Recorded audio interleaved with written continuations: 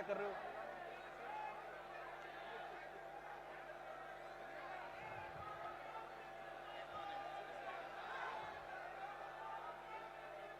संविधान के सम्मान में, संविधान के सम्मान में, संविधान के सम्मान में न्याय योद्धा जननायक राहुल गांधी जिंदाबाद। न्याय योद्धा जननायक राहुल गांधी जिंदाबाद। मैं कमलेश सैनी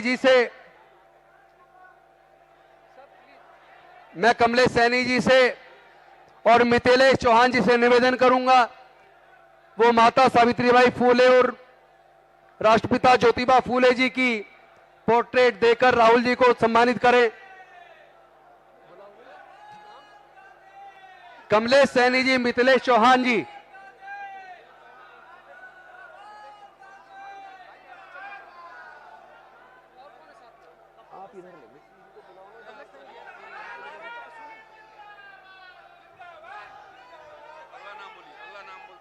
डॉक्टर केपी सिंह और मिलन सिंह चंद्रवंशी जी गदा लेकर जल्दी से राहुल जी को सम्मानित करें।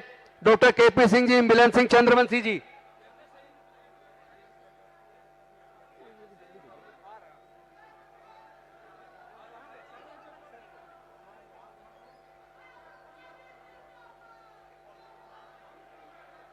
डॉक्टर केपी सिंह जी, मिलन Singh ji.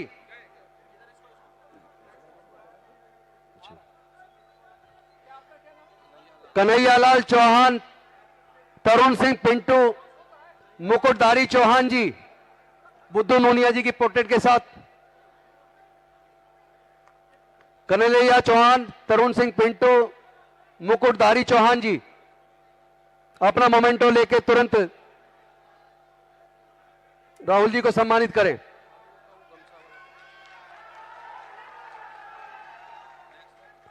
Ravi golden Kumar ji.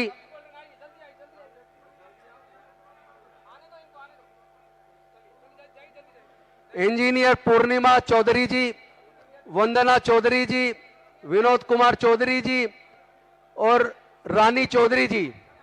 Freedom fighter Jaglal Chaudhary जी का पोर्ट्रेट लेकर राहुल जी का सम्मान करें।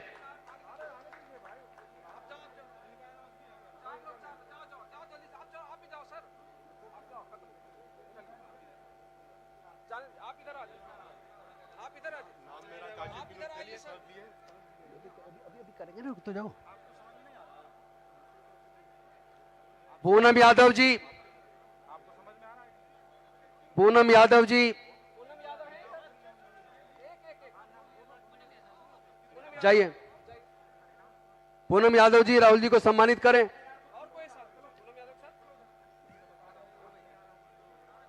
इंजीनियर राजेंद्र प्रसाद सिंह जी, जिन्होंने बाबू जगजीवन राम जी के ऊपर अनेकों किताबें लिखी हैं। इंजीनियर राजेंद्र प्रसाद सिंह जी अपनी पुस्तक जो बाबूजी के ऊपर लिखी है वो राहुल जी को देकर सम्मानित करें।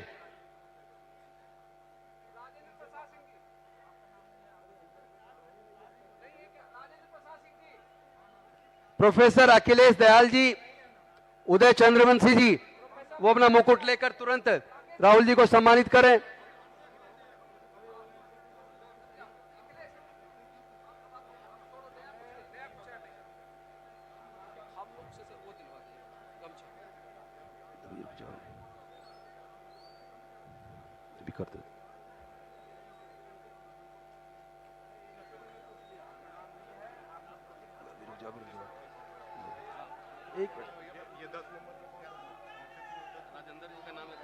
इंजीनियर राजेंद्र प्रसाद सिंह जी तुरंत पुस्तक देके जो बाबूजी के ऊपर लिखी है सम्मानित करें।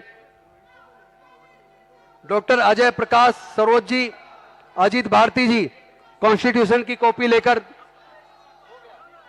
डॉक्टर अजय प्रकाश सरोज जी और अजीत भारती जी।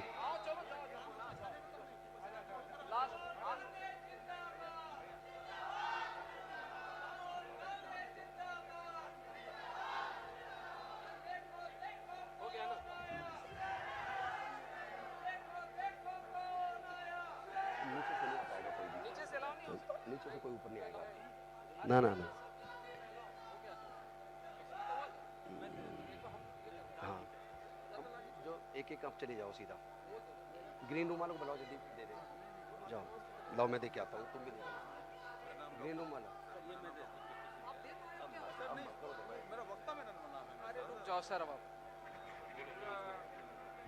डॉक्टर राजेंद्र पाल गौतम जी स्वागत करेंगे राहुल जी का।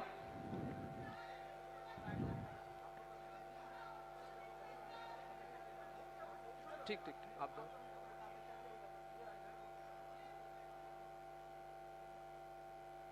डॉक्टर रतन लाल,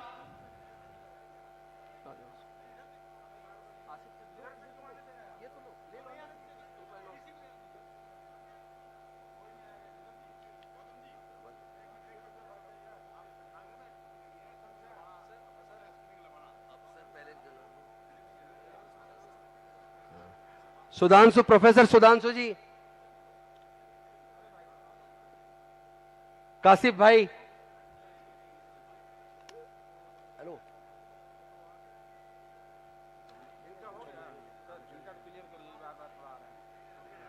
कासिफ भाई, हाँ इधर बोला ना, जाओ।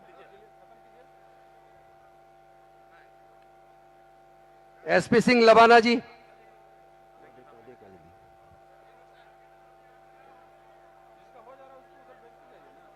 अमर आजाद जी, जल्दी देखो, जल्दी जाओ। अमर आजाद जी फटाफट देखो, जल्दी आओ।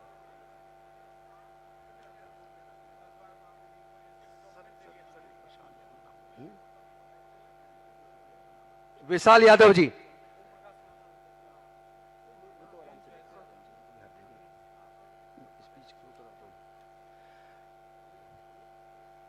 सम्मान का दौर खत्म हुआ और अब कुछ वक्ता जननायक न्याय योद्धा राहुल गांधी जी, जो सामाजिक न्याय की इस लड़ाई को एक अगवा के तौर पर, एक सेनापति के तौर पर संसद के अंदर भी और सड़क पर भी पूरे देश में पैदल चल के इस सामाजिक न्याय की लड़ाई को, जिसमें जातीय जनगणना, आर्थिक शैक्षणिक सर्वे और तमाम तरह का डाटा कलेक्ट हो, सबको सभी क्षेत्रों में हिस्सेदारी भागीदारी मिले, इस न्याय की लड़ाई को, संविधान को बचाने की लड़ाई को हम सब के जनप्रिय नेता न्याय योद्धा राहुल गांधी जी आज हम सबको संबोधित करेंगे कि इस न्याय को, लड़ाई को किस दिशा में लेकर जाना है, कैसे लेकर जाना है, क्यों ये जरूरी है, क्यों भारत को बचाने के लिए हम सब की जिम्मेदारी इतनी महत्वपूर्ण है, इसके ऊपर हम आपका सबका मार्गदर्शन करेंगे। लेकिन उससे पहले हमारे चंद साथी अपनी बात रखेंगे और मैं जिनका नाम पुकारूं वो लोग मंच पे आके बोलेंगे, लेकिन उसमें वो समय का, गरिमा का ध्यान रखें। प्रोफेसर रतन लाल जो दिल्ली यूनिवर्सिटी के हिंदू कॉलेज से हैं, मैं उनसे निवेदन करता हूं कि वो 3 मिनट के अंदर अनुशासन रखते हुए अपनी बात रखेंगे। प्रोफेसर रतन लाल जी। शुक्रिया, किसी औपचारिकता में नहीं जा रहा हूं। राहुल जी आजकल रिप्रेजेंटेशन की बात कर रहे हैं और रिप्रेजेंटेशन हर फील्ड में, इंडस्ट्री में, इंस्टीट्यूशन में, एवरीवेयर, इकोनॉमी में, संस्थान में, हर जगह बात कर रहे हैं।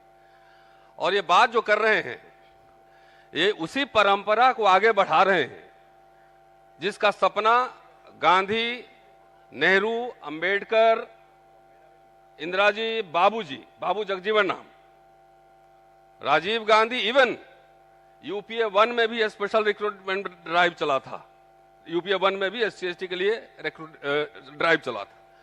उसी कारवा को आगे बढ़ा रहे हैं। और लेकिन मुझे कई बार थोड़ा सा परेशानी होती है कि हमारे समाज के लोग, जिनको मैं खास तौर से दलित समाज के लोग जिनके बारे में बात करता हूं, वो खाली पॉलिटिकल रिप्रेजेंटेशन पे फोकस करते हैं, इंस्टीट्यूशन पे बात नहीं करते हैं, इकोनॉमी पे बात नहीं करते हैं। तमाम और संस्थान हैं, जुडिशरी है, यूनिवर्सिटीज हैं, तमाम तरह के संस्थान हैं, वहां भी रिप्रेजेंटेशन की जरूरत है। आज राहुल जी के आने से पहले हमने एक बाबू जगजीवन राम पे एक पैनल डिस्कशन किया था और इंजीनियर साहब ने अभी किताब भेंट की है और पिछली बार जब दिल्ली में थे तो हमने कहा था कि इमरजेंसी को जो है ना, उसमें पीछे हटने की जरूरत नहीं, अग्रेसिव होकर बात करना है इमरजेंसी के ऊपर, क्योंकि इमरजेंसी वो दलितों के लिए गोल्डन एरा था और उस समय इतने काम अफर्मेटिव एक्शन हुए। इंदिरा गांधी जी बन गई थी दलितों की अम्मा और दलितों को लोग कहते थे सरकारी दामाद, और उस समय एक महत्वपूर्ण भूमिका, जो सबसे इंपॉर्टेंट पिलर, वो बाबू जगजीवन राम थे। 26 जनवरी 1950 को संविधान लागू हुआ और 1982 तक 20 लाख सरकारी कर्मचारी दलित समुदाय के बने थे। 20 लाख, 20 लाख फैमिली, 20 लाख बने थे। और आरएसएस बीजेपी उन्हीं संस्थानों को बर्बाद कर रही है, छीन रही है। एजुकेशन खत्म है, यूनिवर्सिटी खत्म है, वजीफा खत्म है, फेलोशिप नहीं है, कुछ नहीं है। पंडित जवाहरलाल नेहरू ने, जब भारत गरीब देश था तो उन्होंने मुफ्त शिक्षा दी, रोजगार दिया, पेंशन दिया। अब पंडित अटल बिहारी वाजपेयी ने आके सबसे पहले वो तीनों चीज छीन लिया। राहुल जी वही बात कर रहे हैं जो जवाहरलाल नेहरू उस समय बात कर रहे थे, वही बात कर रहे हैं। इंदिरा जी कह रही थी, बाबू जगजीवन राम कह रहे थे, वही बात कह रही है। लेकिन हमारे समाज के लोगों, मैं आखिरी बात कह रहा हूं, आप सब सिर्फ पॉलिटिकल रिप्रेजेंटेशन के लिए खाली आते हैं, लीडर से मिलते हैं। पॉलिटिकल रिप्रेजेंटेशन नहीं, अगर एक एजुकेशन खत्म हो गया, Dalit middle class, backward middle class, वो खत्म हो जाएगा। इसलिए हर संस्थान में रिप्रेजेंटेशन के लड़िए। और मैं समझता हूं कि जो आवाज सोशल मीडिया पे हम लोग उठा रहे थे इतने वर्षों से, अनिल जैन साहब हमारे साथ हैं, हम लोगों ने रोस्टर के सवाल पे भारत बंद कॉल किया था और जीता था। इसी मोदी सरकार को हमने हराया था, विश्वविद्यालय से वो आंदोलन शुरू हुआ था। तो इसलिए विश्वविद्यालय में चूंकि बागी बनते हैं, बागी कोट अनकोट कह रहा हूं, वो व्यवस्था पे सवाल उठाते हैं। आपके बच्चे अब आ रहे हैं यूनिवर्सिटी में, विश्वविद्यालयों में पढ़ रहे हैं, प्रोफेसर बनने, वो सवाल उठा रहे हैं, उनके ऊपर झूठे मुकदमे लादे जा रहे हैं। इसलिए खाली पॉलिटिकल रिप्रेजेंटेशन के लिए मत लीजिए, लिमिटेड सीट है, नौकरियां लाखों लाख मिल सकती है, बहुत लोग करोड़पति बन सकते हैं बिजनेस करके। तो जो राहुल जी बात कह रहे हैं उसको गंभीरता से समझिए और आज जाइएगा घर में तो इत्मीनान से सोचिएगा कि इस देश के संसाधन में हिस्सेदारी की बात हो रही है, सिर्फ एमएलए एमपी बनने की बात नहीं हो रहा है। शुक्रिया। जय भीम, जय जगजीवन। धन्यवाद प्रोफेसर रतनलाल जी, आपने समय का ध्यान रखा, इसके लिए विशेष धन्यवाद। अब अगले वक्ता के तौर पे मैं शशि पंडित जी से निवेदन करूंगा वो आए और समय का ध्यान रखते हुए केवल 3 मिनट में अपनी बात रखेंगे। मुझे अनुशासन की पूरी उम्मीद है। शशि पंडित जी।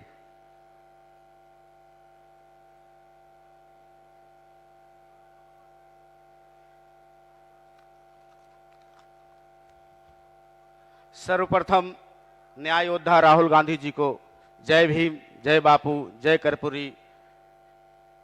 उपस्थित मंच पे सभी गणमान्य को संजीव कुमार बिट्टू की तरफ से प्रणाम, नमस्कार।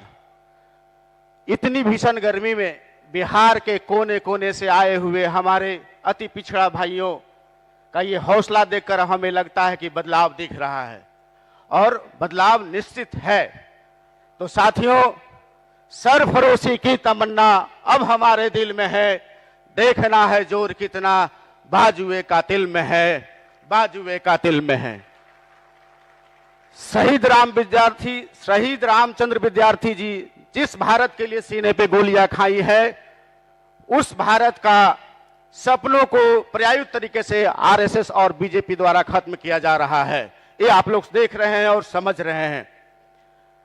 और आरएसएस का इतिहास रहा है, ना तो ये आजादी में रहे हैं साथ हमारे, ना ही बाबा साहब के संविधान को अपनाया है।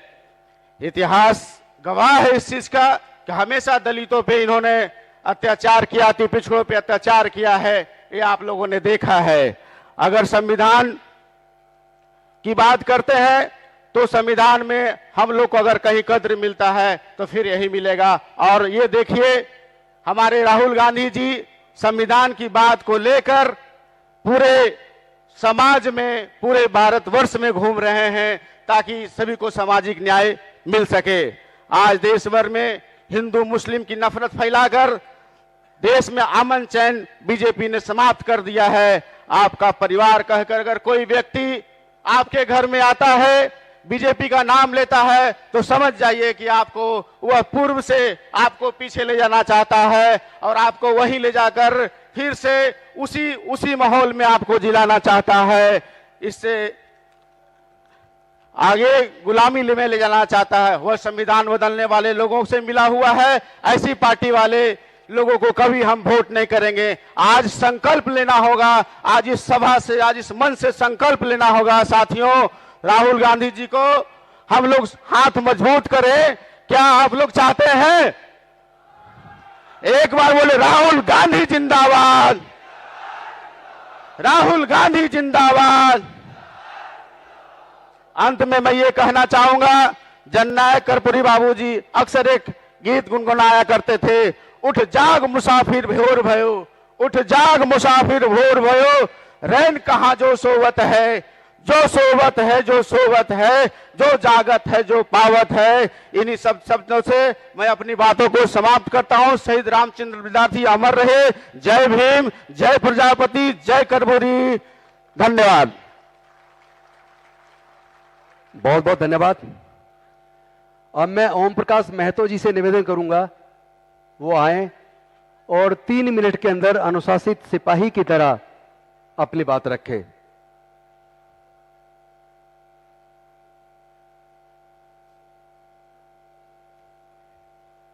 बुद्धू नूनिया जिंदाबाद, बुद्धू नूनिया जिंदाबाद, मुटुकधारी चौहान जिंदाबाद, रामचंद्र विद्यार्थी जिंदाबाद, बाबू जगजीवन राम जी जिंदाबाद, राहुल गांधी जी जिंदाबाद।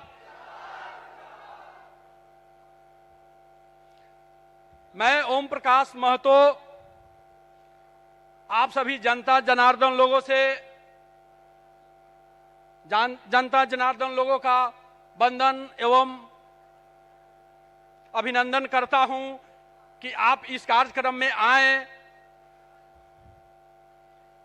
साथ ही मंचासीन सभी साथियों को मैं और गार्जियनों को सम्मानित करते हुए हमारे न्याय को योद्धा राहुल गांधी जी का मैं सत सत नमन करता हूं कि मैं 25 फरवरी को 2025 को राहुल जी से मिला और राहुल जी से मैंने विनम्र प्रार्थना किया कि हमारे नमक सत्याग्रह आंदोलन के 95वां वर्षगांठ पे आप मुख्य अतिथि के तौर पर श्री कृष्ण मेमोरियल में आए और हमारे समाज को मैसेज दे, जो हमारा नोनिया बिन बिलदार समाज है, अति पिछड़ा समाज है, जो हमारा दलित समाज है, और इस समाज का नाम ले कि हम लोग आज तक आजादी के लड़ाई में इस समाज का प्रतिनिधित्व कहीं नहीं हो पाया है। मेरा समाज पूरा दबा कुचला हुआ समाज है, इसलिए आप इस कार्यक्रम में आए, आपका बहुत बहुत आभार कि इस नूनिया बिन बिलदार और नमक सत्याग्रह के 95वां वर्षगांठ पर आप श्री कृष्ण मेमोरियल में आए। साथ ही साथ हम कहना चाहते हैं कि पूरे देश में हमारा नूनिया बिन बिलदार जो भिन्न भिन्न नामों से भिन्न भिन्न प्रदेशों में पाए जाते हैं, उनका 7.5 से 8 करोड़ आबादी है और हम चाहेंगे कि इसी तरह के कार्यक्रम हमारा अलग अलग भिन्न भिन्न राज्यों से हमारे यहाँ कॉल आ रहा है कि ओम प्रकाश जी आप राहुल जी का समाज का इसी तरह कार्यक्रम हमारे समाज का यूपी में करावे, असम में करावे, बंगाल में करावे, उड़ीसा में करावे।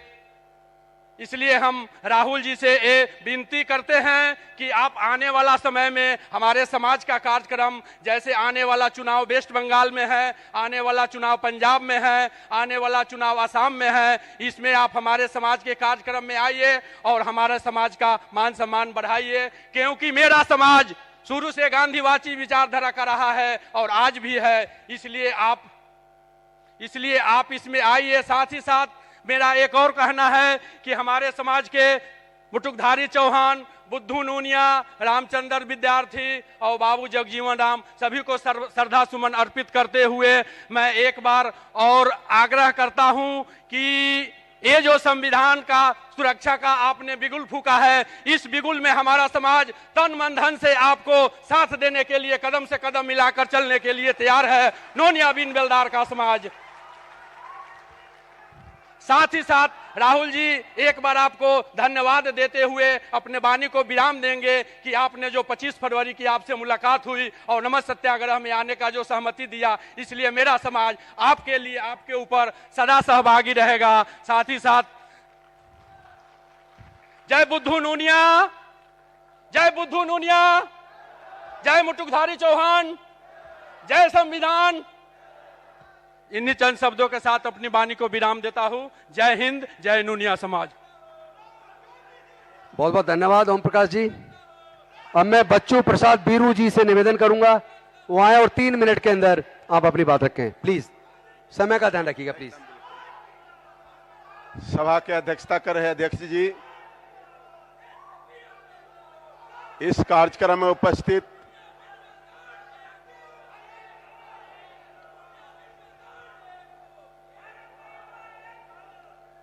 साथियों, इससे मंच पर बैठे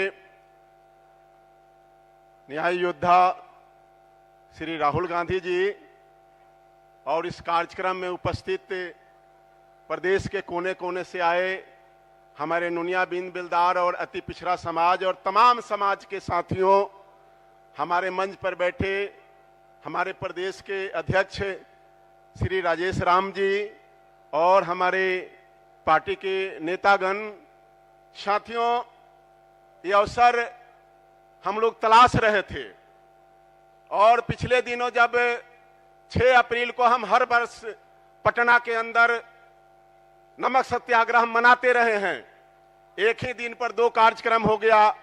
हमारा कार्यक्रम मिलर हाई स्कूल में तय हो गया और इस असमंजस में उस प्रोग्राम को कैंसिल करके 7 तारीख को बनाया गया इस कार्यक्रम में कि दोनों लोग मिलकर इस कार्यक्रम को करें।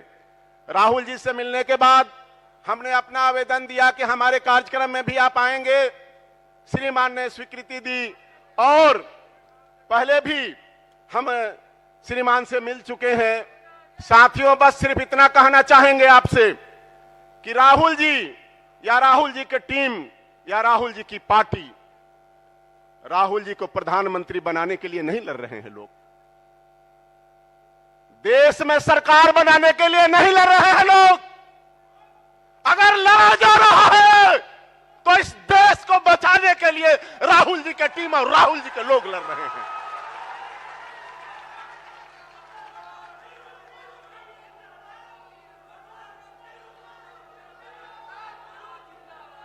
हम लोग राजेश लिलोठिया साहब की टीम में काम करते हैं और लिलोठिया साहब ने जो हम लोगों को शिक्षा दी है कि इस देश में अगर रहना है तो हम लोगों को संविधान के रक्षक करना होगा और जब तक संविधान सुरक्षित नहीं है हम सुरक्षित नहीं हैं। इसलिए मेरे मित्रों, मैं सिर्फ इतनी बात कह के समाप्त करना चाहूंगा कि हर दर्द बढ़ रहा है दरमान के बगैर, हर दर्द बढ़ रहा है दरमान के बगैर, जुल्दान कुछ नहीं है संविधान के बगैर। किश्ती है राह हक में मौजा खिलाफ है, दरिया में तैरना क्या तूफान के बगैर। एक पल में खत्म होगा सोलो की भी गरूर, बारिश जरूर होगी इम्कान के बगैर, बारिश जरूर होगी इम्कान के बगैर। यह बहुरुपया सरकार जो देश की जनता को ठग रही है, जो देश को मिट्टी में मिलाने के लिए सोच ली है, नोनिया समाज, लौंडकार समाज, दलित समाज, अति पिछड़ा समाज, यह समाज राहुल जी के पीछे मजबूती के साथ खड़ा है और इसको हम लोग इस देश में भगा कर छोड़ने का काम करेंगे। इन्हीं चंद शब्दों के साथ एक लाइन अब बोलकर हम अपनी बात को समाप्त करना चाहेंगे कि गांधी, महात्मा गांधी, नमक सत्याग्रह, ये जो लड़ाई लड़ रहे थे देश के आजादी का, उनके पीछे देश के सेठों साहूकार नहीं थे, भूखी नंगी जनता जिनके कंगाल से करकती हुई आवाज निकलती थी और उन्होंने देश को आजादी दिलाने का काम किया। ठीक उसी तरह श्री राहुल गांधी के पीछे देश के गरीब जनता खड़ी हो गई है और देश को आजादी मिलने जा रही है।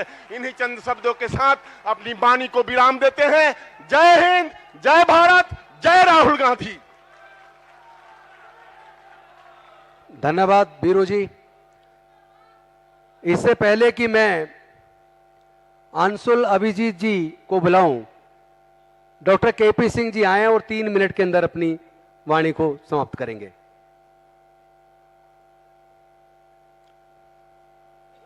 अमर शहीद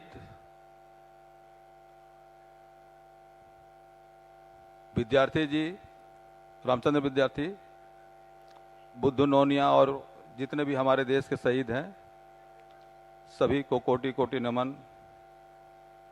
और न्याय के लिए सारे देश में विचरण करने वाले, सुख सुविधा को त्याग करने वाले, हमारे साथ दलित, अति पिछड़ा और वंचित समाज के साथ खड़े होने वाले माननीय राहुल जी, दलित समाज के मसीहा राजेश राम जी एवं उपस्थित सभी सज्जनों को मेरा प्रणाम। महाशय, मैं एक ऑर्थोपेडिक सर्जन हूं और राजनीति से मेरा कोई वास्ता नहीं था, लेकिन ये वास्ता तब पड़ा जब बिहार में अन्याय हुआ। नीतीश की सरकार और एनडीए सरकार ने हमारे साथ अन्याय किया, और जब अन्याय किया तो उनके साथ खड़ा होना मेरा धर्म था, उसके विरुद्ध खड़ा होना मेरा धर्म था। मैं चिकित्सा छोड़ करके और गली गली घूमने लगा, लोगों को जगाने लगा, और ये एनडीए सरकार ने क्या किया है इसे बताने लगा। 3 जननायक ने बैकवर्ड को 2 भागों बांट दिया था, पिछड़ा और अति पिछड़ा। अति पिछड़ा में भूमिहीन थे, दलित थे और वंचित समाज के लोग थे, ये कामगार लोग थे।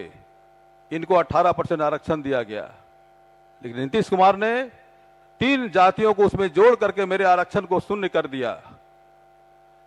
स्वाभाविक है, अगर आरक्षण है तो हम हैं, जननायक हैं, और आरक्षण नहीं है तो जननायक नहीं है। मैं कसम खाता हूं, जब तक मैं जिंदा हूं जननायक को मरने नहीं दूंगा, उनके विचारों को मैं मरने नहीं दूंगा। न्याय योद्धा से मैं न्याय की गुहार करता हूं। सुनते आए हैं कि ये अति पिछड़ा समाज एक जिन्न है। जब ये जिन्न लालू जी के साथ था तो सत्ता उनकी थी। ये जिन्न जब नीतीश बाबू के साथ गया तो उनकी सरकार बनी। मैं चाहता हूं कि ये जिन्न राहुल गांधी जी साथ ले। जिस दिन ये साथ लेंगे ये पूरा बिहार आपका अपना हो जाएगा, मेरा यह दावा है। मैं कोई झूठा वचन नहीं देता हूं, मैं वही कहता हूं जो होने वाला है। पूरा भारत की बात,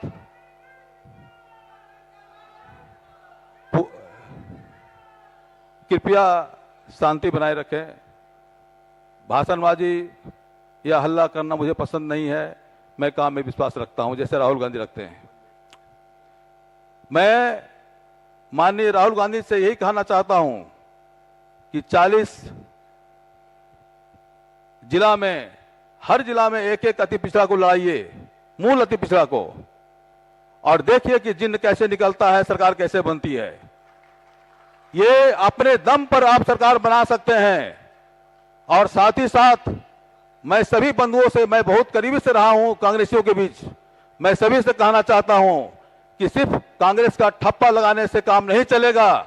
असली कांग्रेस वो है, असली कांग्रेसी वो है जो कांग्रेस के लिए रोड पर उतरे, जो जन जन पर जाए, जो प्रसार करे और जो लोगों को जगाए राहुल गांधी के पक्ष में। अगर ऐसा नहीं करते हैं तो कांग्रेसी कहना बंद कर दीजिए।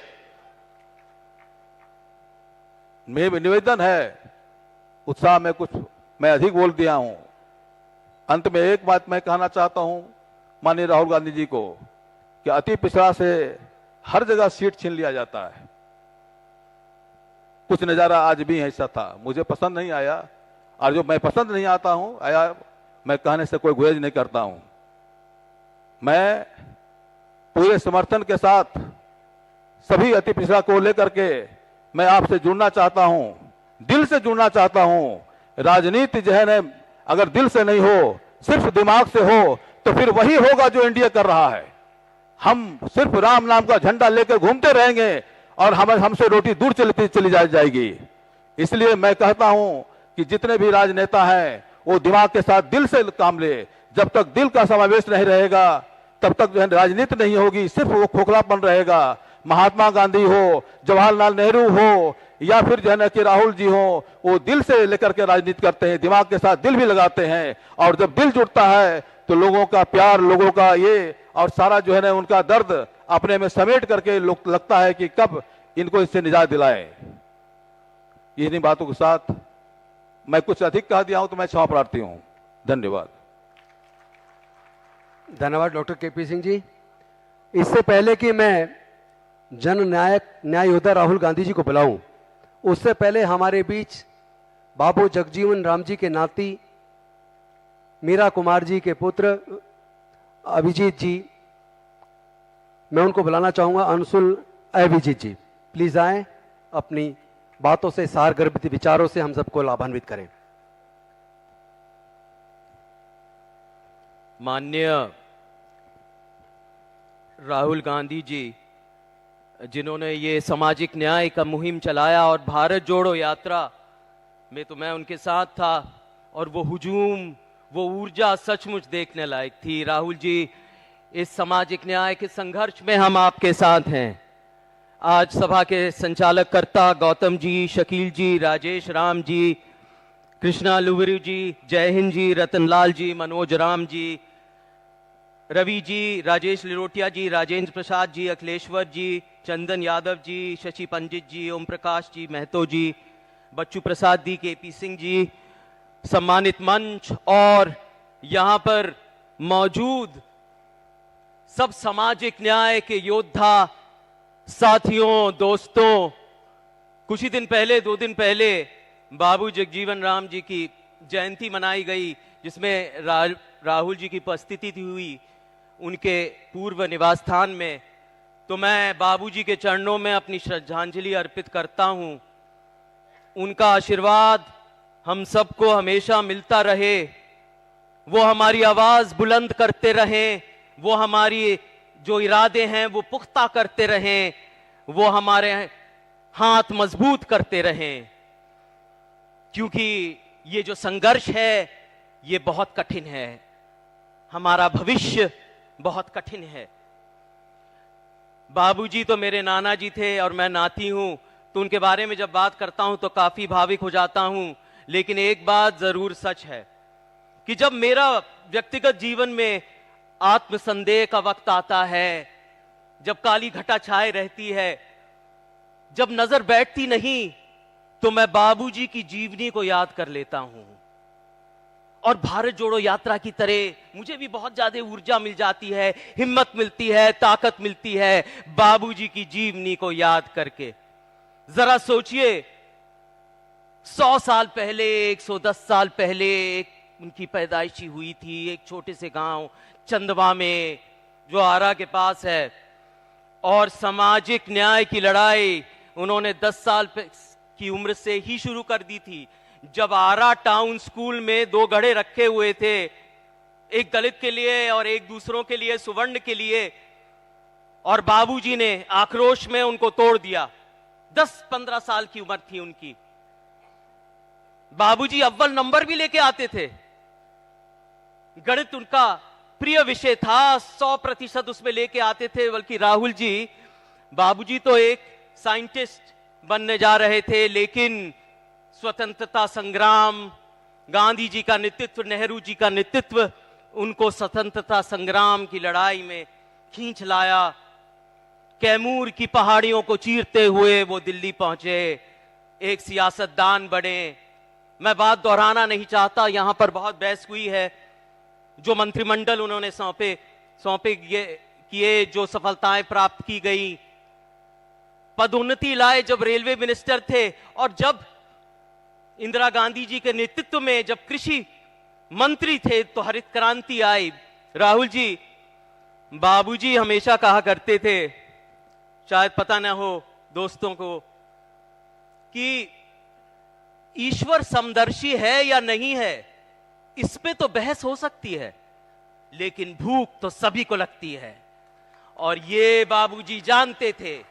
इससे पहले एक दस्तरी लेके हम दुनिया भर में जाते थे कि हमें अनाज दो, गला सड़ा अनाज हमें मिलता था। हरित क्रांति आई और 71 की लड़ाई इंदिरा गांधी जी के नेतृत्व में, जब बाबूजी रक्षा मंत्री थे, एक नए मुल्क की पैदाइशी, एक नई उम्मीद, एक नई कौमियत, भूगोल बदल गया। तो ये थे बाबूजी।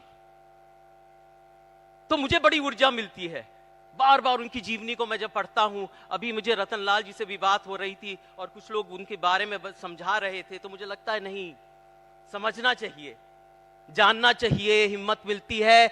और ये जो मुहिम चलाई है राहुल गांधी जी ने, इसको आगे बढ़ाने की ताकत मिलती है। दोस्तों, ये वक्त बड़ा कठिन वक्त है, जटिल वक्त है। हमारा विश्व किसी और के हाथों में गिरवी है और वो ऐसे लोग हैं जो अंग्रेजों की परछाइयों में डरे छुपे बैठे थे। क्या पता, बाबूजी कहा करते थे कि हक मांगने से नहीं मिलता, उसके लिए संघर्ष करना पड़ता है। तो हम मिलकर संघर्ष करेंगे, जो जरूरतमंद हैं, जो दलित हैं, जो वंचित हैं, उनके लिए संघर्ष करेंगे। जो इंसानों के कतार में सबसे पीछे खड़े होते हैं, उनके लिए संघर्ष करेंगे। ये संकल्प लीजिए आप सब, ये वादा करिए, ये दावा करिए कि हम लड़ेंगे, जोर शोर से लड़ेंगे, छाती ठोक के लड़ेंगे, कफन बांध के लड़ेंगे। क्योंकि दोस्तों, ये वक्त आ गया है कि इस मिट्टी, ये फिजाएं एक बार फिर आपकी कुर्बानियों का इंतजार कर रही हैं। हम राहुल जी को सुनने के लिए उत्सुक हैं। बहुत बहुत शुक्रिया। आप लोग खुश रहें, आबाद रहें, मैं दुआ करता हूं। धन्यवाद अभिजीत जी। अब मैं और ज्यादा आपके धैर्य की परीक्षा नहीं लेना चाहता। पूरे देश में सामाजिक न्याय की लड़ाई को लड़ रहे न्याय योद्धा, जननायक राहुल गांधी जी, विपक्ष के नेता, भारत को बचाने की सबसे शक्तिशाली आवाज को मैं आमंत्रित करता हूं आपके बीच आए और हम और आपका सबका मार्गदर्शन करें।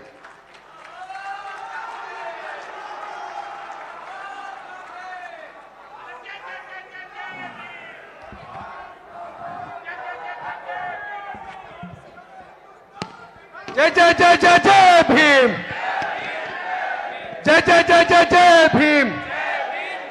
संविधान के सम्मान में, संविधान के सम्मान में, संविधान के सम्मान में, भारतीय संविधान जिंदाबाद, भारतीय संविधान जिंदाबाद, सामाजिक न्याय जिंदाबाद, सामाजिक न्याय लेकर रहेंगे, सामाजिक न्याय लेकर रहेंगे। राजेश राम जी, शकील अहमद खान जी, कृष्णा अलवारू जी, अंशुल अभिजीत जी, शशि पंडित जी, ओम प्रकाश महतो जी, बच्चू प्रसाद बीरू जी, doctor KP Singh ji, Mukhtar Ansari ji, doctor नसीब इकबाल कमाली जी, संजीव कुमार बिट्टू जी, ज्ञान रंजन जी, उषा जी, श्याम सुंदर ठाकुर जी, भागीरथ मांझी जी, अनिल जयहिंद जी। भाइयों और बहनों, आप सबका दिल से यहां बहुत बहुत स्वागत, नमस्कार।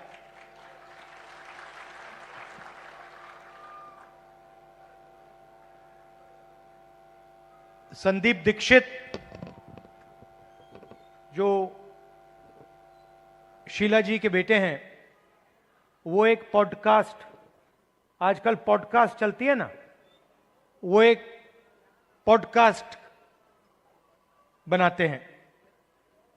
तो उन्होंने मुझसे कहा कि मैं उनके पॉडकास्ट पे जाऊं। बातचीत होती है, वीडियोग्राफी होती है, फिर उसको मतलब YouTube पे डाला जाता है। तो मैं गया और उन्होंने मुझसे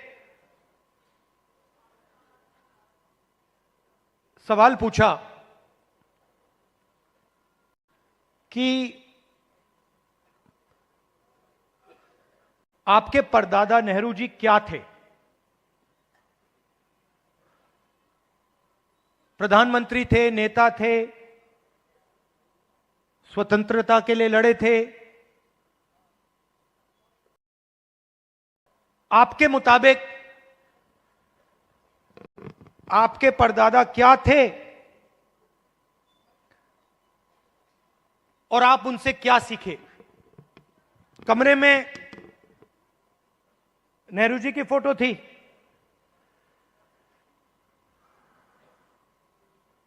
एक तरफ गांधी जी की पेंटिंग थी, और मैंने सोचना शुरू किया कि मेरे जो परदादा नेहरू जी थे वो असलियत में क्या थे। और दोनों फोटो को मैं देख रहा था और मेरे दिमाग में बात आई कि ये दोनों जो लोग थे, जवाहरलाल नेहरू और महात्मा गांधी, ये दोनों सच्चाई से मोहब्बत करते थे।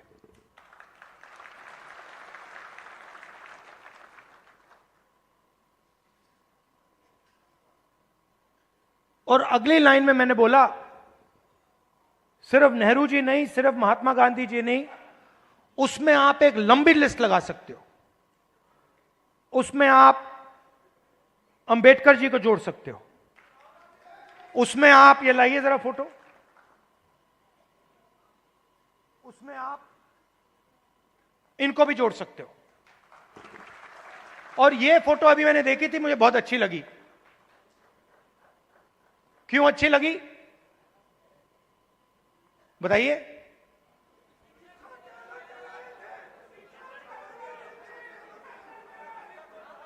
क्योंकि जो इनकी पत्नी है और इनके बीच में समानता है, रिस्पेक्ट है।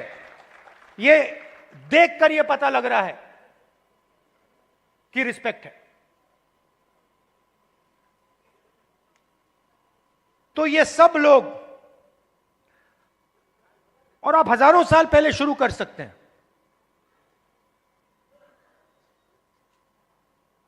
बुद्ध भगवान सच्चाई से मोहब्बत करते थे,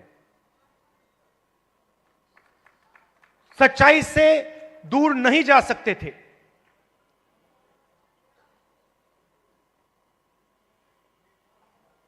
गुरु नानक, कबीर, बसवना, नारायण गुरु, लिस्ट है।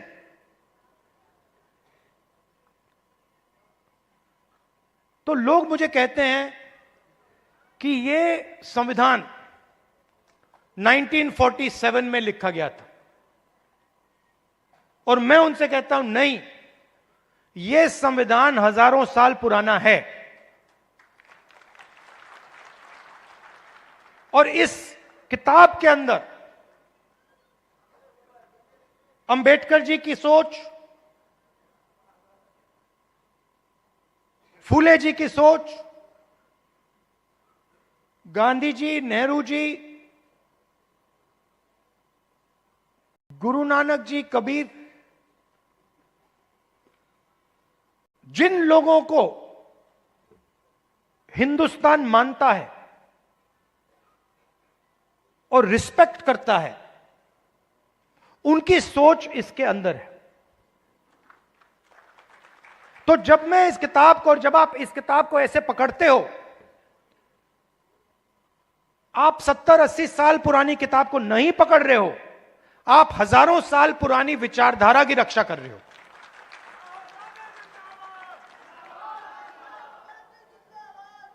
और अगर हम सच्चाई की बात करें तो क्या इसमें सावरकर जी की विचारधारा है? हो ही नहीं सकती, क्योंकि वो सच्चाई का सामना नहीं कर पाए। अब ये बात किसी को अच्छी लगे ना लगे, ये सच्चाई है, तो मुझे ये बोलनी ही पड़ेगी।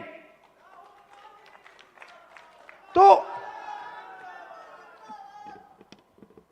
कॉन्स्टिट्यूशन हिंदुस्तान की सच्चाई का रक्षक है, और जो हजारों सालों का जो विजडम है जो हिंदुस्तान के लीडर्स ने, बड़े बड़े महापुरुषों ने इस देश की जनता से सीखा, वो इसके अंदर है।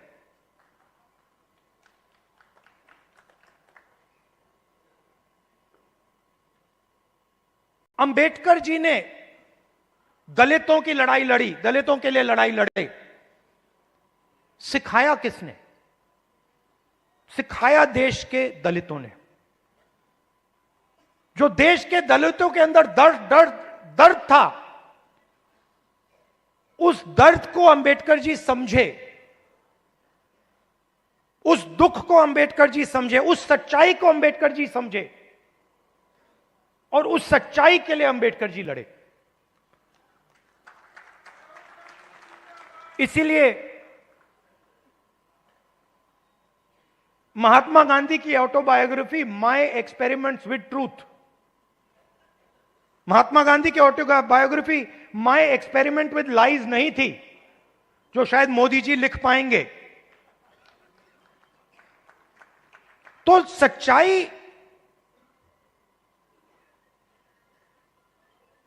की ही लड़ाई चल रही है। और आजकल क्या हो रहा है,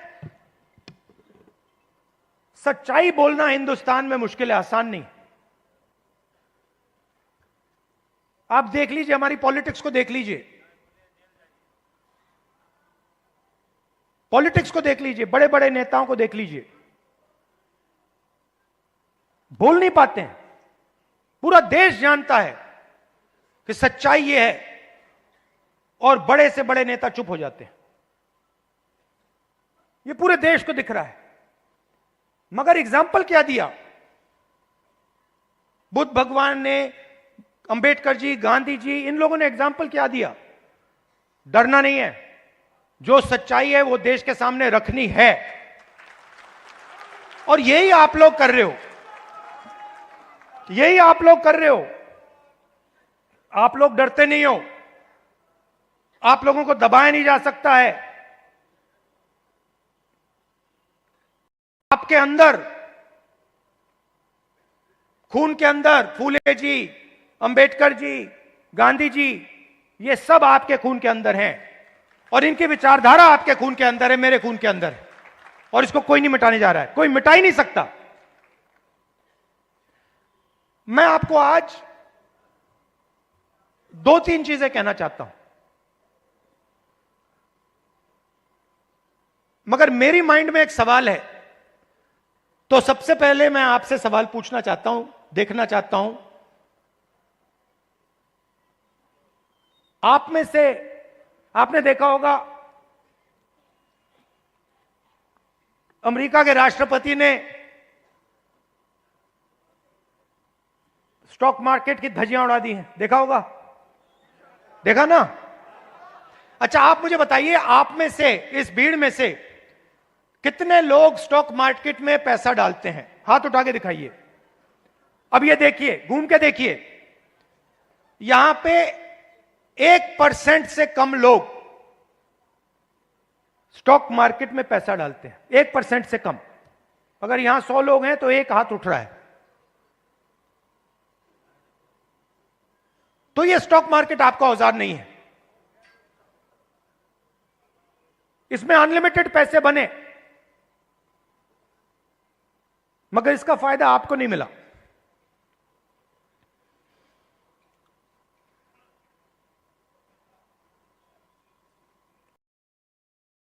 सीधी बात करूं, सीधा बोलूं, ठोक के, हमारे यहां पे केपी सिंह जी हैं, कहां हैं केपी सिंह जी? आइए आइए। केपी सिंह जी, अब गलत मत मानना जो मैं कहने जा रहा हूं। देखिए, केपी सिंह जी ने कहा, बैठिए बैठिए, आइए। केपी सिंह जी ने कहा कि मैं ऑर्थोपेडिक सर्जन हूं। कहा ना आपने? कहा। कुछ दिन पहले पार्लियामेंट हाउस में डेलीगेशन आया, वहां पे ऐसे ही एक व्यक्ति ने मुझे कहा, मैं आईआईटी का प्रोफेसर हूं, और मैंने उससे यही कहा कि देखिए, मैं कुछ कहना चाहता हूं मगर शायद आपको अच्छा ना लगे, इजाजत है? उन्होंने कहा हां, कह दीजिए। और वही मैं आपसे इजाजत लेना चाहता हूं, इजाजत है? देखिए,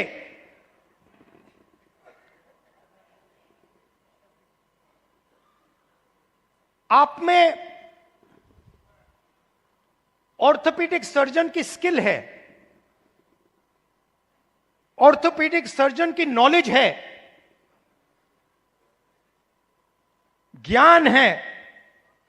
जो ऑर्थोपेडिक सर्जन होता है वो आप में सब कुछ है, मगर आप ऑर्थोपेडिक सर्जन नहीं हो। क्यों? क्योंकि पूरा का पूरा सिस्टम आपके खिलाफ काम करता है। आप सोचते हो कि आप ऑर्थोपेडिक सर्जन हो,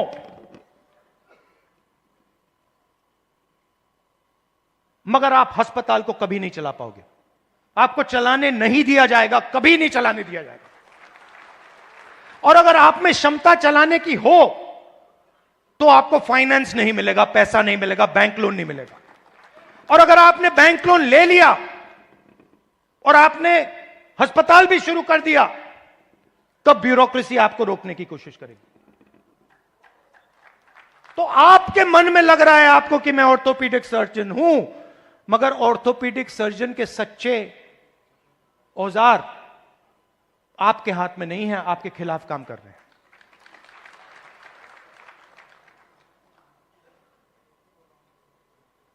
डेलीगेशन में दलित प्रोफेसर ने मुझे कहा कि मैं आईआईटी प्रोफेसर हूं। मैंने उनसे कहा नहीं भैया, आईआईटी प्रोफेसर की पूरी क्वालिफिकेशन आप में है,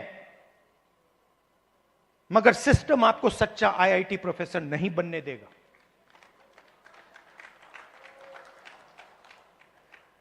और यह सच्चाई आस्ते आस्ते आस्ते आस्ते मुझे बहुत गहराई से समझ आ गई है। इस देश में अगर आप दलित हो, पिछड़े वर्ग के हो, आदिवासी हो, माइनॉरिटी हो, और उसमें मैं महिला भी जोड़ सकता हूं, पिछड़ा बोला, ईबीसी हो, अति दलित हो, अगर आप अपर कास्ट के नहीं हो तो आप सेकंड क्लास सिटीजन हो। और मैं ये ऐसे नहीं बोल रहा हूं, मैं सोच समझ के बोल रहा हूं, मैं पढ़ लिख के बोल रहा हूं, और मैं सिस्टम को बहुत गहराई से देखने के बाद बोल रहा हूं। मैं आपको 2-3 उदाहरण देना चाहता हूं। तेलंगाना में हमने कास्ट सेंसस किया, और बात अब तेलंगाना में कास्ट सेंसस से बहुत आगे निकल गई है।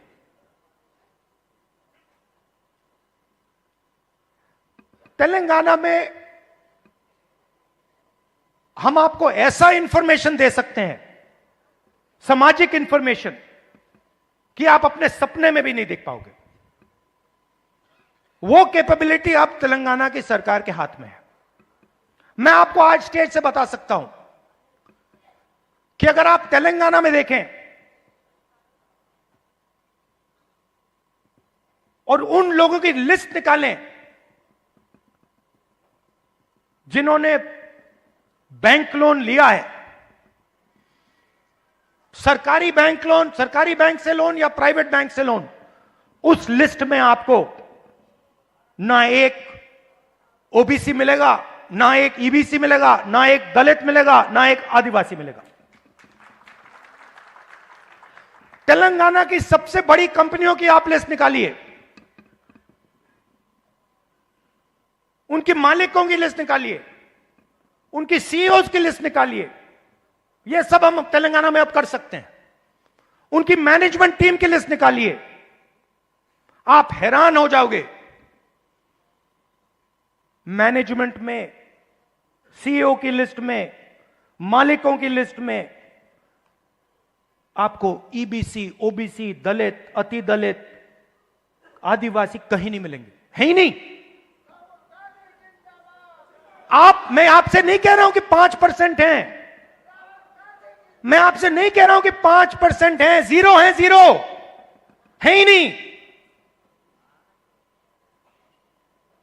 और आप दूसरे तरफ मजदूरों की लिस्ट निकालो,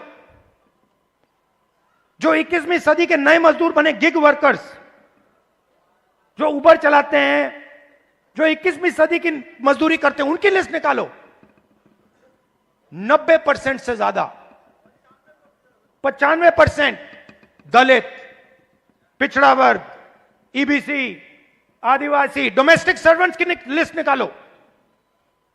दलित, ओबीसी, ईबीसी, आदिवासी, अति दलित।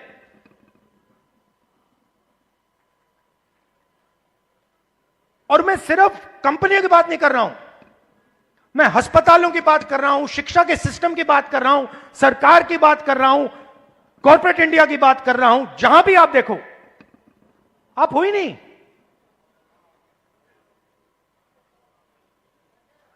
और तेलंगाना में अब वो पूरा का पूरा डेटा हमारे हाथ में है,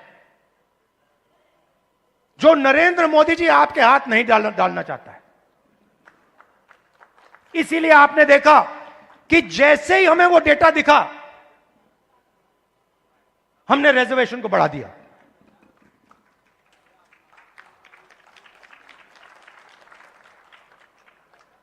मैंने नरेंद्र मोदी जी को लोकसभा में सामने बोला,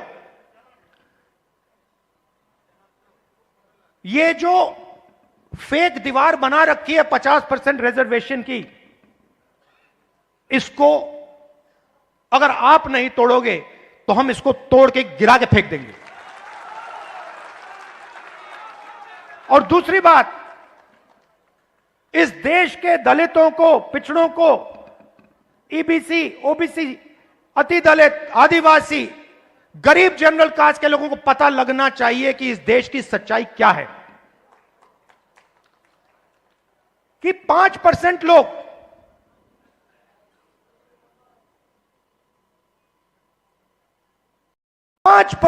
इस पूरे के पूरे देश को चला रहे हैं।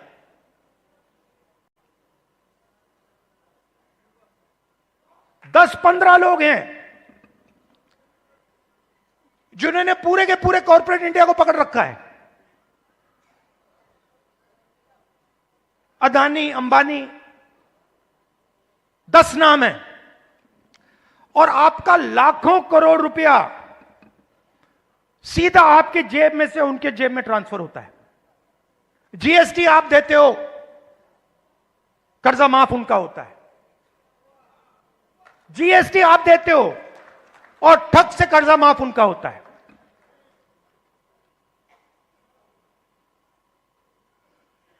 आप स्कूटर में पेट्रोल भरते हो,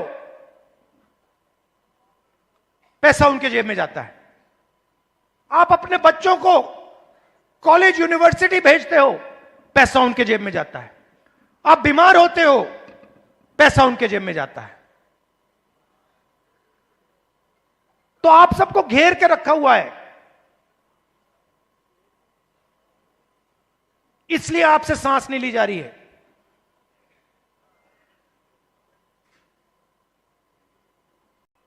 क्योंकि पूरे सिस्टम ने आपको घेर के रखा हुआ है। और उसमें गरीब जनरल कास्ट भी हैं, वो भी उन कंपनियों में नहीं जा सकते, वो भी डॉक्टर नहीं बन सकते, वो भी लॉयर नहीं बन सकते।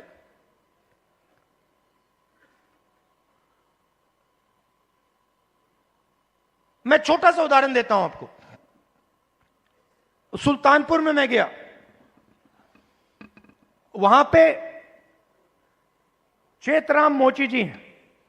पता नहीं आपने वीडियो देखा, नहीं देखा? देखा था? तो मेरी दोस्ती हो गई उनसे। मैंने गाड़ी रोक दी, मैं वहां जाके बैठ गया। मैं आपको बताना चाह रहा हूं कैसे फंसाया गया है, किस प्रकार से फंसा के रखा हुआ है। मैं गया, 40 मिनट में उनके साथ बैठा, मैंने देखा कि हुनर की कोई कमी नहीं है। उनसे आप कोई भी उनको आप कोई भी जूता दे दो और कहो भैया इसको बना दो,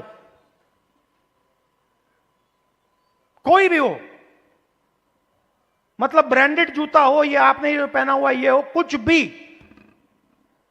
2-3 घंटे में वही जूता आपको मिल जाएगा, उससे अच्छा मिल जाएगा। और मैंने उनसे पूछा आप यहां कितने साल से हो? कहते हैं 40 साल से हूं राहुल जी, 40 साल।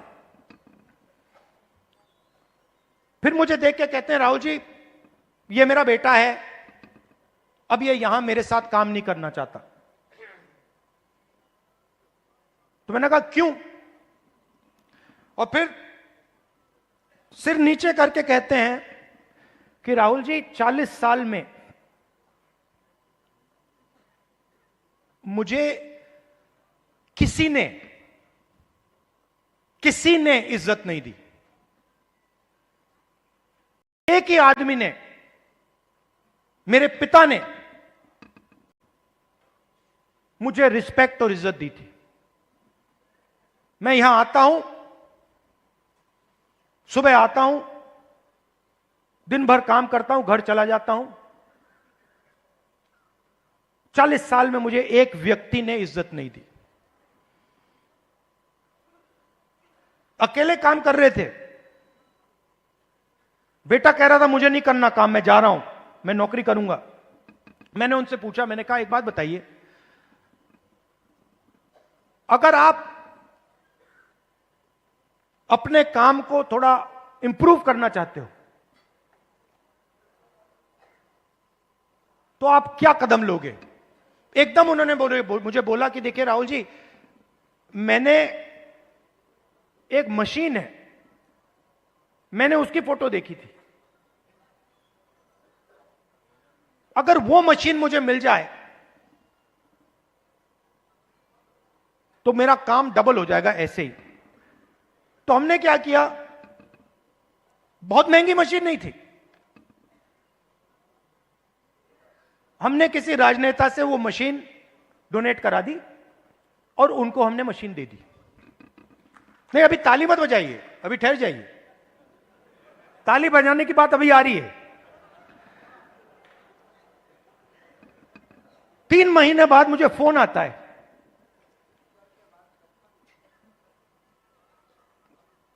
चेतराम मोची जी कहते हैं राहुल जी मैं बड़ा खुश हूं।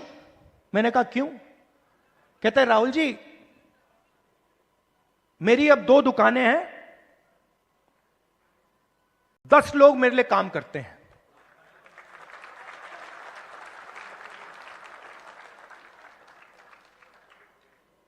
दस लोग मेरे लिए काम करते हैं, मेरी 2 दुकानें हो गई हैं। मुझे लग रहा है इस मशीन से कि मैं 4-5 दुकानें खोल पाऊंगा। अब चेतराम मोची ने मुझे एक और बात बोली। जब मैं उनके साथ बैठा था, मुझे बोला राहुल जी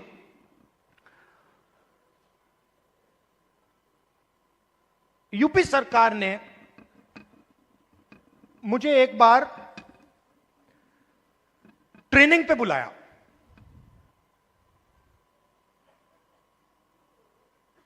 उनकी योजना थी ट्रेनिंग पे बुलाया।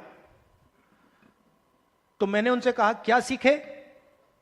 कहते राहुल जी मैं वहां गया, ट्रेनर से ज्यादा तो मुझे मालूम था। वो ट्रेनर को मतलब वो तो ट्रेनर मोचे ही नहीं था, उसको तो कुछ मालूम ही नहीं था।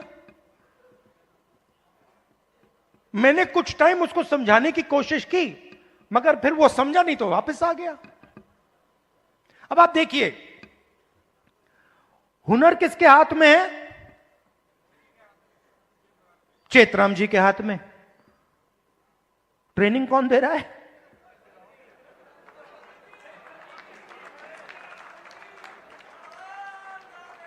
तो बात समझिए क्यों? क्योंकि ट्रेनिंग का नेटवर्क कंट्रोल में है। मशीन क्यों नहीं मिल रही? बैंक का सिस्टम कंट्रोल में है।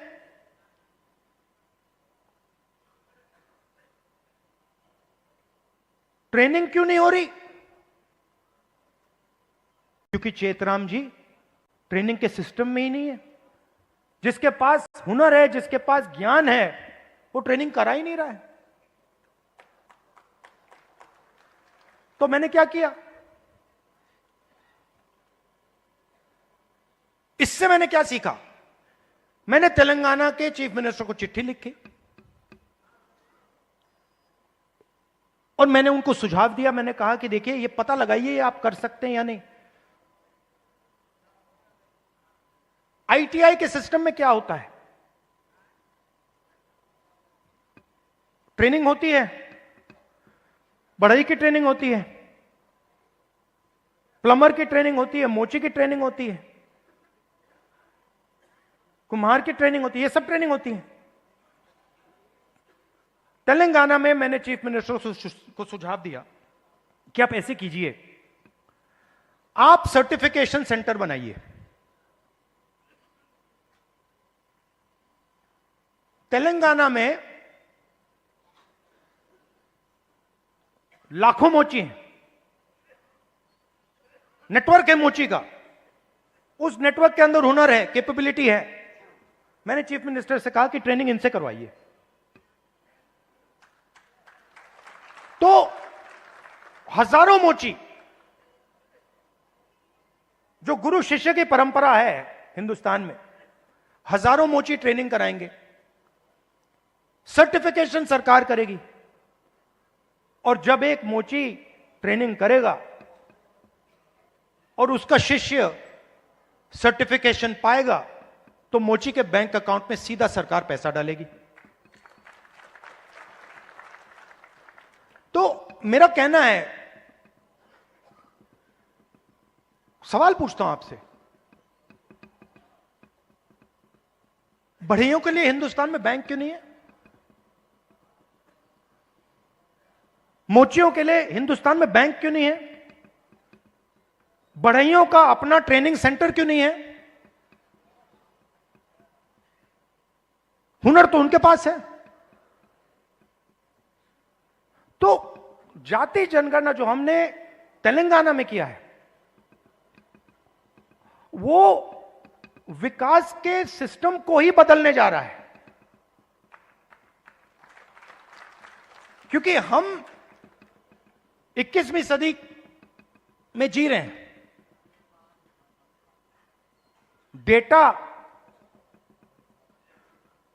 डेटा की सदी है, सब लोग डेटा की बात करते हैं। तेलंगाना में हमारे पास जाति का पूरा डेटा हमारे हाथों में है और इस डेटा के साथ हम तेलंगाना की पूरी राजनीति को बदल सकते हैं।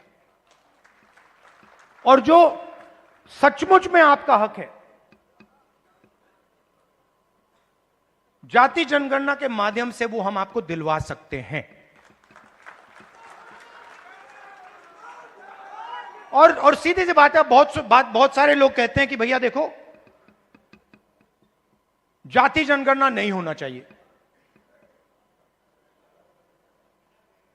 मोहन भगवत जी कहते हैं जाति जनगणना नहीं होना चाहिए।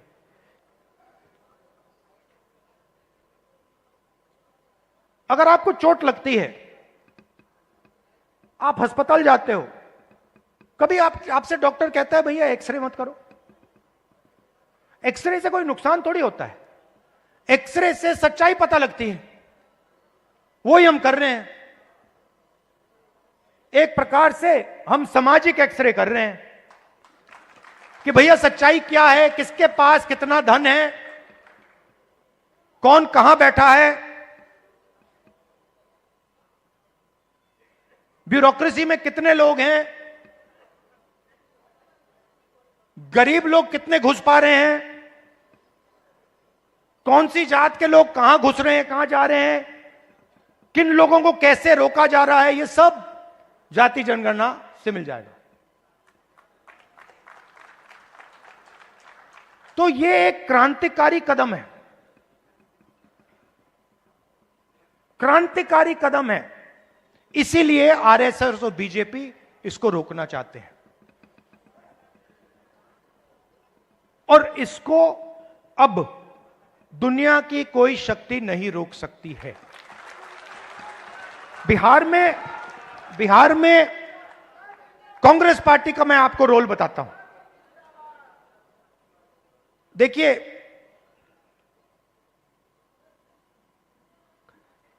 कांग्रेस पार्टी की जिम्मेदारी,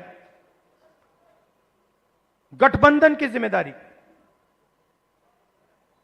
जो गरीब लोग हैं, जो कमजोर लोग हैं, ईबीसी, ओबीसी, दलित, महादलित, गरीब जनरल कास्ट के लोग, इन सब को जोड़कर, इन सबको जगह देकर, इज्जत देकर, रिस्पेक्ट देकर आगे बढ़ने का काम कांग्रेस पार्टी का।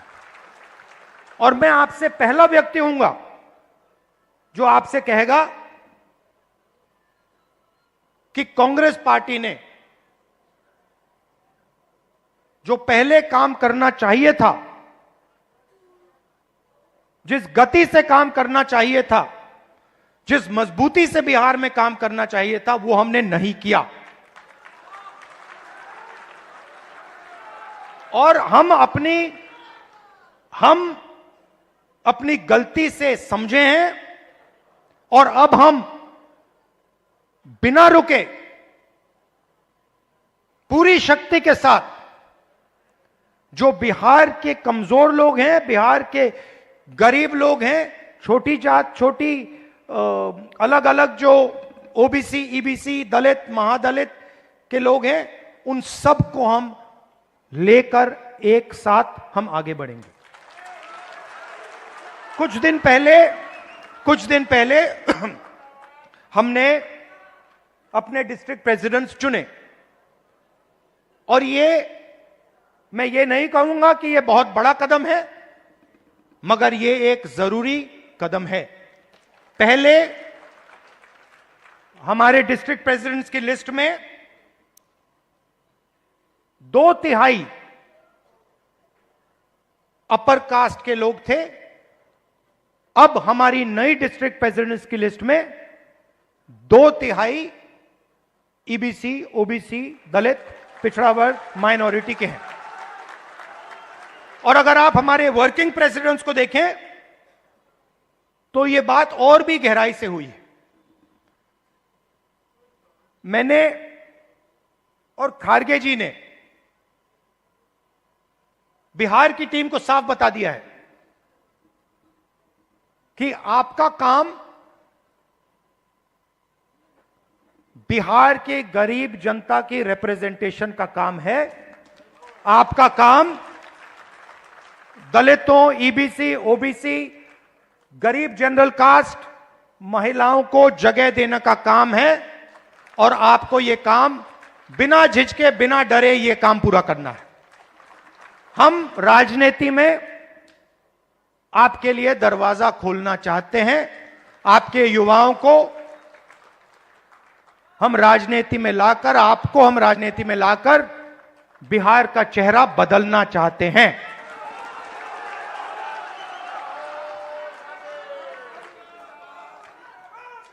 जो बिहार में हुआ है, जो आज बिहार में हो रहा है, जो एनडीए की सरकार बिहार में कर रही है, चुने हुए अरबपतियों की राजनीति चल रही है, अदानी अंबानी की राजनीति चल रही है, उससे हम लड़ रहे हैं और उसको हम हराने जा रहे हैं। और हम जानते हैं कि इस देश को बिहार की जनता डायरेक्शन देती है। जब भी राजनीतिक बदलाव आता है, अंग्रेजों के खिलाफ राजनीतिक बदलाव आया, बिहार की जनता ने यह बदलाव लाने का काम किया था और हम समझते हैं कि बिहार की जनता फिर से यह काम करना चाह रही है और यह काम करेगी। और हम आपके साथ मिलकर, शामिल होकर यह काम करना चाहते हैं। सबसे जरूरी लक्ष्य कॉन्स्टिट्यूशन की रक्षा करना है। हमारी जो पुरानी विचारधारा है, बिल्कुल मतलब ऐसे, और जो इसके सामने आएगा, आपने देखा होगा पहले नरेंद्र मोदी, उनकी पार्टी कह रहे थे 400 पार, देखा आपने 400 पार। उसके बाद कांग्रेस पार्टी, इंडिया गठबंधन सामने खड़ा हुआ और फिर मोदी जी जब पार्लियामेंट आई यूं किए कि मैं बदलूंगा नहीं इसको। तो कॉन्स्टिट्यूशन ने और आपने कॉन्स्टिट्यूशन को बचाने का काम किया, इसके लिए मैं आपको दिल से धन्यवाद करता हूं। और जहां भी देखिए, और जहां भी मेरी जरूरत होगी, बिहार के कोने कोने में, हिंदुस्तान के कोने कोने में आप मुझे बुलाओ, मैं हाजिर हो जाऊंगा। आपकी लड़ाई मेरी लड़ाई है।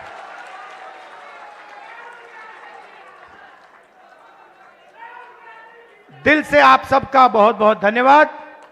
नमस्कार, जय हिंद।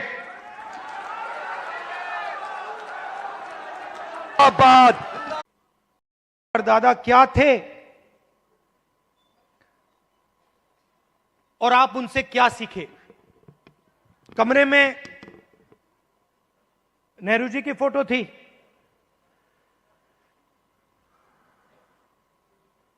एक तरफ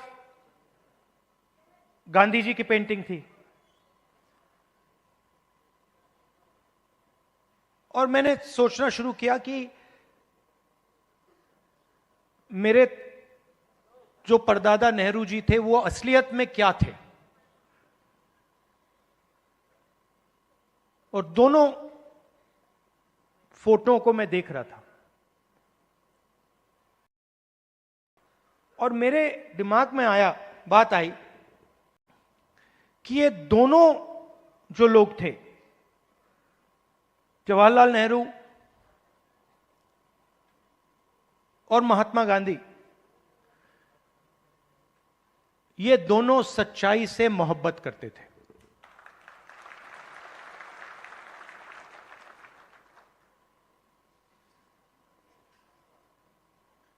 और अगली लाइन में मैंने बोला, सिर्फ नेहरू जी नहीं, सिर्फ महात्मा गांधी जी नहीं, उसमें आप एक लंबी लिस्ट लगा सकते हो। उसमें आप अंबेडकर जी को जोड़ सकते हो, उसमें आप, ये लाइए जरा फोटो, उसमें आप इनको भी जोड़ सकते हो। और ये फोटो अभी मैंने देखी थी, मुझे बहुत अच्छी लगी। क्यों अच्छी लगी बताइए।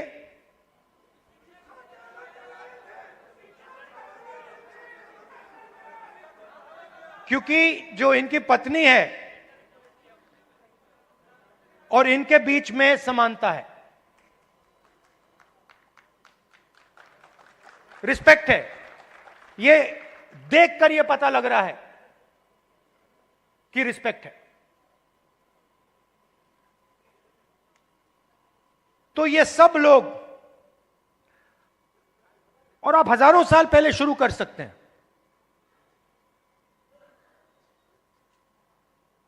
बुद्ध भगवान सच्चाई से मोहब्बत करते थे, सच्चाई से दूर नहीं जा सकते थे।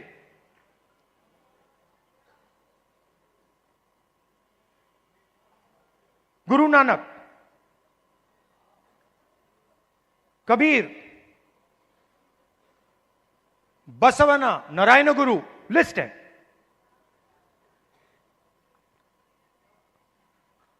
तो लोग मुझे कहते हैं कि ये संविधान 1947 में लिखा गया था, और मैं उनसे कहता हूं नहीं, यह संविधान हजारों साल पुराना है। और इस किताब के अंदर अंबेडकर जी की सोच, फूले जी की सोच, गांधी जी, नेहरू जी, गुरु नानक जी, कबीर, जिन लोगों को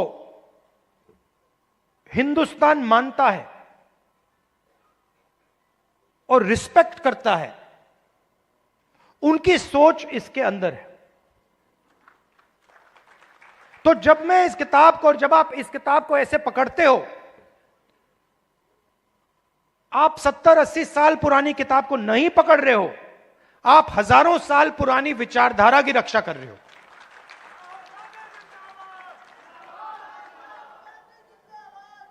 और अगर हम सच्चाई की बात करें तो क्या इसमें सावरकर जी की विचारधारा है? हो ही नहीं सकती, क्योंकि वो सच्चाई का सामना नहीं कर पाए। अब ये बात किसी को अच्छी लगे ना लगे, ये सच्चाई है, तो मुझे ये बोलनी ही पड़ेगी। तो कॉन्स्टिट्यूशन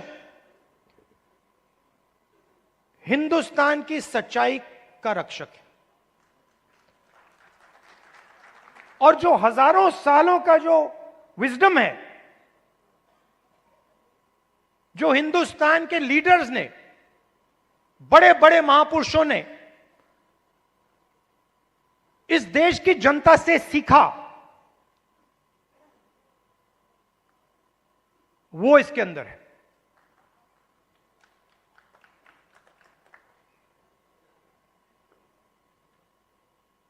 अंबेडकर जी ने दलितों की लड़ाई लड़ी, दलितों के लिए लड़ाई लड़े। सिखाया किसने? सिखाया देश के दलितों ने। जो देश के दलितों के अंदर दर्द था,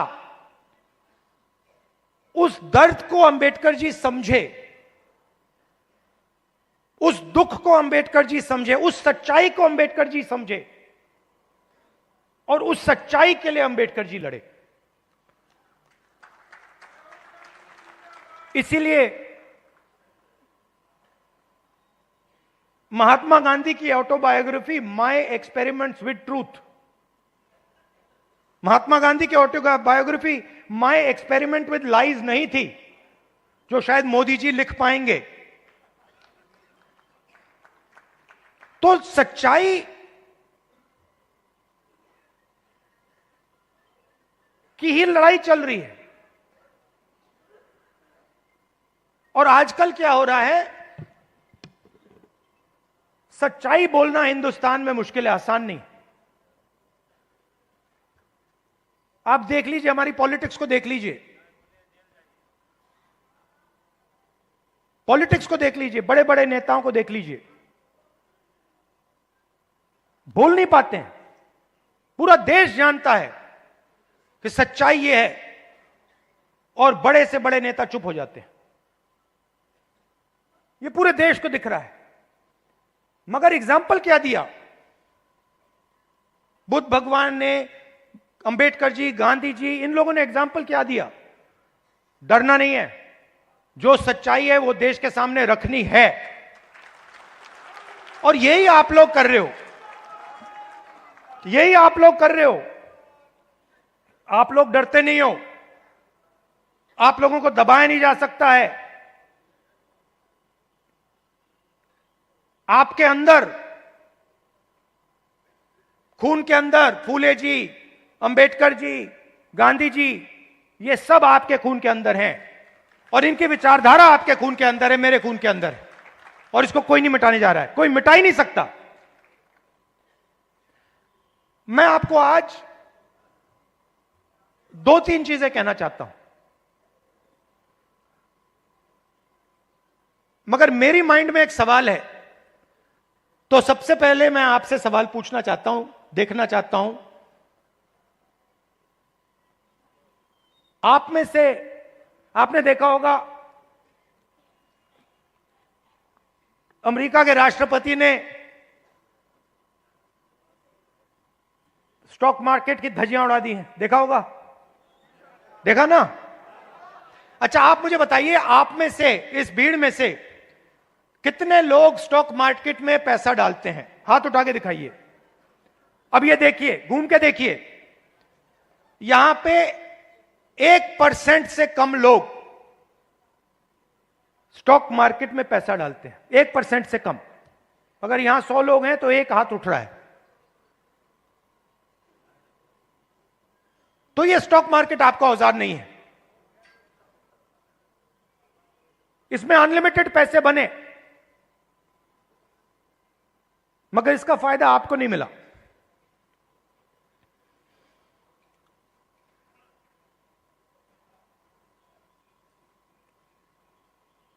सीधी बात करूं,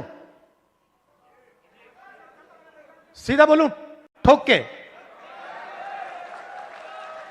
हमारे यहां पे केपी सिंह जी हैं, कहां हैं केपी सिंह जी? आइए आइए। केपी सिंह जी, अब गलत मत मानना जो मैं कहने जा रहा हूं। देखिए, केपी सिंह जी ने कहा, बैठिए बैठिए, आइए। केपी सिंह जी ने कहा कि मैं ऑर्थोपीडिक सर्जन हूं।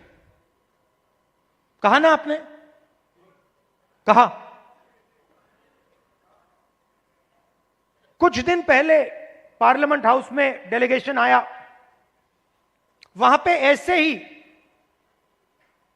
एक व्यक्ति ने मुझे कहा, मैं आईआईटी का प्रोफेसर हूं, और मैंने उससे यही कहा कि देखिए, मैं कुछ कहना चाहता हूं मगर शायद आपको अच्छा ना लगे, इजाजत है? उन्होंने कहा हां, कह दीजिए। और वही मैं आपसे इजाजत लेना चाहता हूं, इजाजत है? देखिए,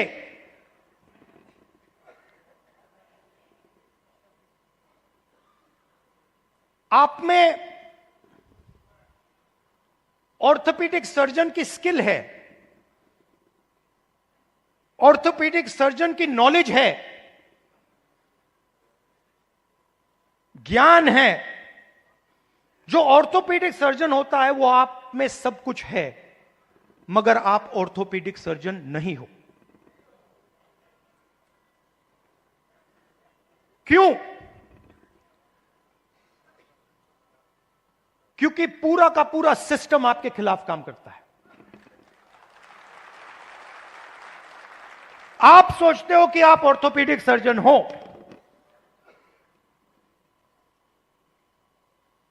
मगर आप अस्पताल को कभी नहीं चला पाओगे, आपको चलाने नहीं दिया